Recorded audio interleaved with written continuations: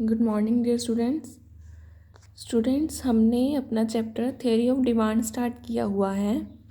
इसमें हमने demand curve read out कर लिया है और डिमांड फंक्शंस और डिटर्मिनेशन ऑफ डिमांड ये सब रीड आउट कर लिया है। आज का जो हमारा टॉपिक है वो है लॉ ऑफ डिमांड। आज हम लॉ ऑफ डिमांड पढ़ेंगे। देखते हैं क्या है लॉ ऑफ डिमांड।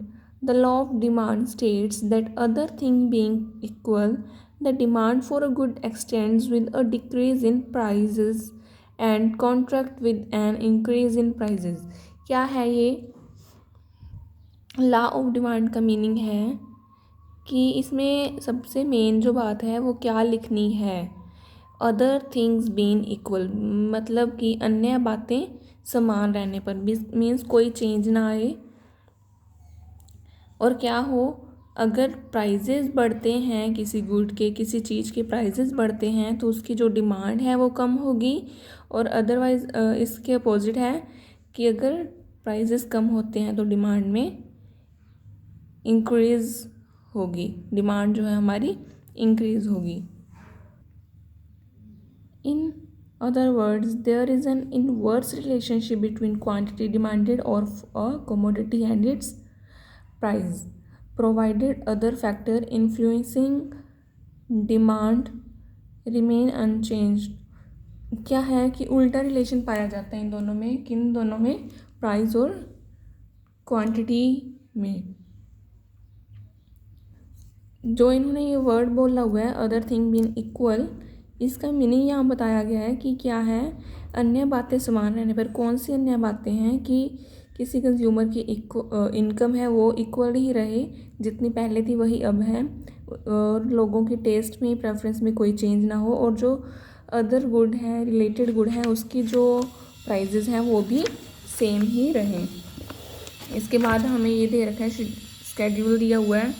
किसी चीज़ की कीमत है 10 रुपये, तो हम 100 उसकी क्वांटिटी ले रहे हैं 100, प्राइस कम होता है तो हमने 150 कर दी, मीन्स हमारी क्वांटिटी है वो क्या होगी, इंक्रीज़ हो चुकी है। इसी तरह प्राइस और कम हुआ, हमने और भी ज़्यादा चीज़ को उसको ख़रीदना शुरू कर दिया।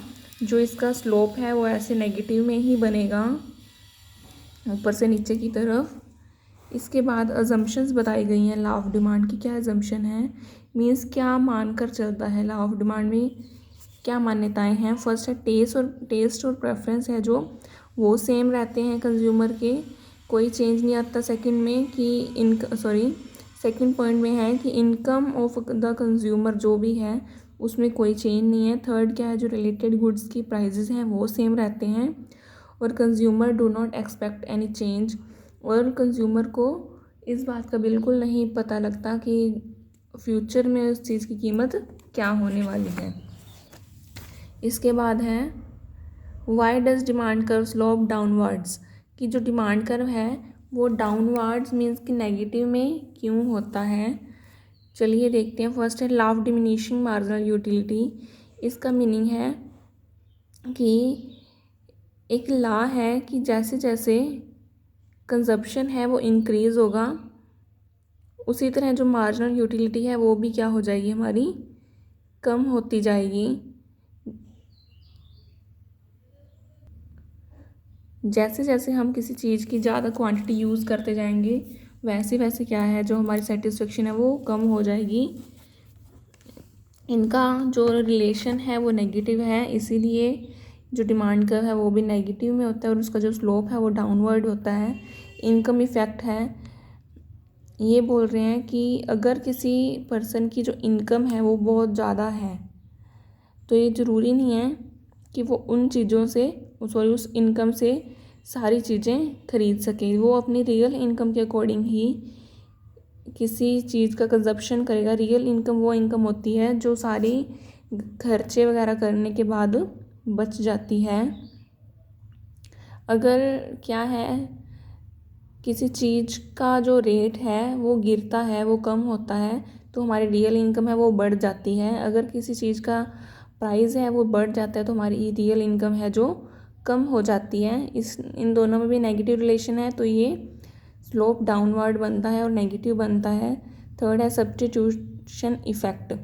सब्स्टिट्यूशन इफ़ेक्ट में क्या है, अगर कोई कमोडिटी है एक्स, उसका जो प्राइस है बढ़ गया तो हम उसकी डिमांड कम कर देंगे और वाई को खरीदना ज़्यादा स्टार्ट कर देंगे। इनमें नेगेटिव रिलेशन है, इसीलिए क्या है, ये स्लोप डाउनवर्ड है।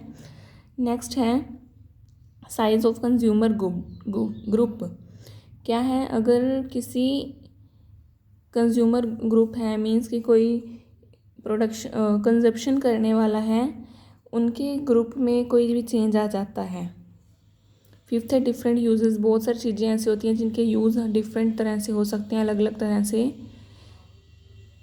अगर क्या है कि किसी चीज़ की प्राइस में बढ़ोतरी हो गई है, इंक्रीज़ हो गया है, तो हम उसका बस सिर्फ लिमिटेड सा ही उसका यूज़ करेंगे, उसकी जो क्वांटिटी है हम कम ख़रीदना स्टार्ट कर देंगे।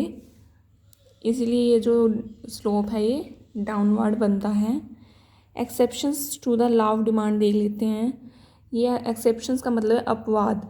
अब ये बोल रहे हैं कि कई बार ऐसा होता है कि अगर चीज़ की कीमत बढ़ती है तो उसका प्राइस भी बढ़ता है, उसका कंजप्शन भी बढ़ता है।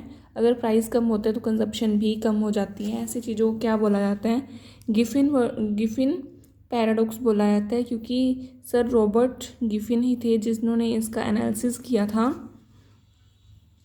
तो देखते हैं इसमें क्या है। इसमें पॉइंट्स हमें दिए हुए हैं। फर्स्ट है आर्टिकल ऑफ डिस्टिंक्शन। इसका क्या मीनिंग है, इसका मीनिंग है कि कई बार कुछ गुड्स ऐसी होती हैं, मीन्स कि वो शो ऑफ करने के लिए बनी होती हैं। लोग उनसे क्या करते हैं, शो ऑफ करते हैं। मान लीजिए ज्वेलरी है, कॉस्टली कारपेट्स हैं, तो लोग उनको ही ज़्यादा ख़रीदना पसंद करते हैं, क्योंकि उन्होंने अपने सोसाइटी में क्या करना होता है, शो ऑफ करना होता है कि मेरे पास इतना महंगा सामान है। अगर उसकी जो प्राइस है उसका वो इंक्रीज़ होगा तभी लोग उसको ख़रीदेंगे, अगर कम उसका प्राइस होगा तो लोग उसको नहीं खरीदेंगे। मान लीजिए एग्जांपल है आईफोन का। आईफोन जितना ज़्यादा महंगा होगा उतना ही ज़्यादा वो पर्सन जिसके पास आईफोन है वो शो ऑफ कर सकता है, और लोग उतना ही ज़्यादा उस फ़ोन को ख़रीदना पसंद करेंगे जिसके पास मनी भी है। उसके बाद है इग्नोरेंस का मतलब है, मान लीजिए किसी पर्सन को ये नहीं पता कि फ्यूचर में जो प्राइजेस हैं वो लो हो रहे हैं या हाई हो रहे हैं, तो जो अपनी क्वांटिटी है ख़रीदने की वो सेम ही रखता है, उसमें कोई चेंज नहीं आता। इन शॉर्ट इसमें ये दिया हुआ है कि कई बार ऐसा होता है कि जिन चीज़ों का रेट कम है तो लोग उसको क्या समझते हैं, ये सही नहीं है चीज़, ये घटिया चीज़ है, इसलिए लोग उसको नहीं खरीदते और कब परचेज़ करते हैं, जब उसका प्राइस जो है सही हो जाता है। नेक्स्ट है Giffen goods may defined as those goods whose prices effect is positive and income effect is negative. Positive price effect mean the demand falls with the fall in prices. क्या है कि अगर डिमांड कम हो जाएगी, अगर price भी कम होंगे, अगर प्राइस ज़्यादा होंगे तो उनका क्वांटिटी भी हम ज़्यादा लेनी स्टार्ट कर देंगे। ऐसी चीज़ों को गिफन गुड्स कहा जाता है। जो इनका रिलेशन है ये नेगेटिव है, पॉजिटिव है, ये पॉजिटिव स्लोप इसमें बना है। तो आज के लिए हम इतना ही करेंगे, कल से न्यू टॉपिक स्टार्ट करेंगे जिसका नेम है change in quantity demanded and change in demand. आज के लिए इतना ही, थैंक यू।